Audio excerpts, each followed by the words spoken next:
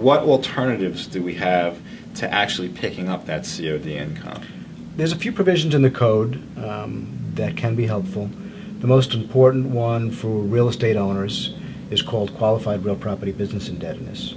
And if COD income generated by relief from qualified real property business indebtedness meets the requirements for this, then the borrower will not have COD income. However, as a quid pro quo for not having the COD income, they have to reduce the depreciable basis of the real property in a like amount. So in effect, the COD income ends up being picked up in income by way of a reduced depreciation deduction over whatever the remaining depreciable life of the property is. So you're still picking up ordinary income, but depending on whether it's commercial or residential property and how much of the depreciable life is left, you're picking it up over possibly a relatively long period of time. Yeah, commercial real estate is 39 years, as you know. The recovery period, and residential is 27 and a half. So if you still have a meaningful, period left, it can stretch it out quite a bit. But there's some requirements. The debt has to be secured by real property used in a trade or business, and the debt had to have been incurred to acquire, construct, or improve the property. Plus, the exclusion is limited to the amount by which the debt exceeds the fair market value of the property at that time.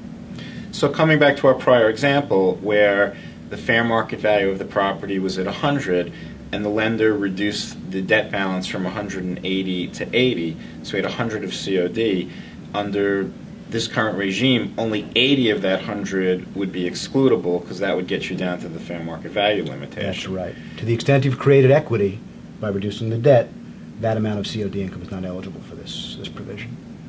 Also, it's only available to either individuals or partnership borrowers. C corporations will not qualify for this. Interesting. Does that election have to be made at the partnership level or at the individual partner level?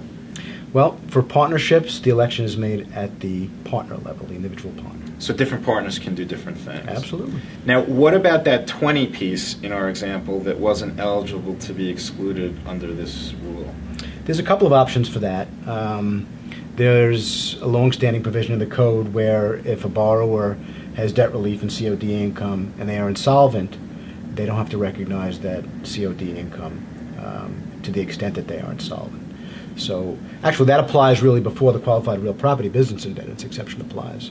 So you would exclude it to the extent you're insolvent first, and then if you qualify for the qualified real property, then you'll use that.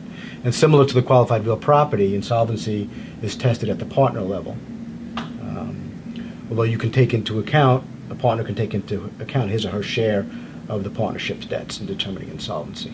So Dan, coming back to our previous example, let's say that instead of buying the property for 200, they bought it for 100, then the market subsequently raised the value of that property to 200, they refinanced the existing mortgage to 180, took out 100 of extra proceeds, and then the property value then plunges back to 100, and the lender agrees to reduce the debt from 180 back down to 80. In that case, none of that debt would qualify for the qualified real property business indebtedness exception because it hadn't been used to acquire or construct the property. But maybe some of those other provisions would be available to help relieve some of the pain of that COD. That's right.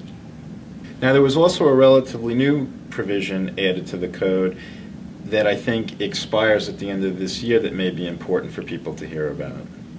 Yes, that is true. As part of the stimulus legislation early last year, there was a provision put in the code where if a borrower had business-related COD income and didn't qualify for either of the two exceptions that we just talked about, then they had the ability to elect to defer recognition of that COD income until 2014, and then starting in 2014, they have to recognize that deferred income ratably over a 5-year period into income.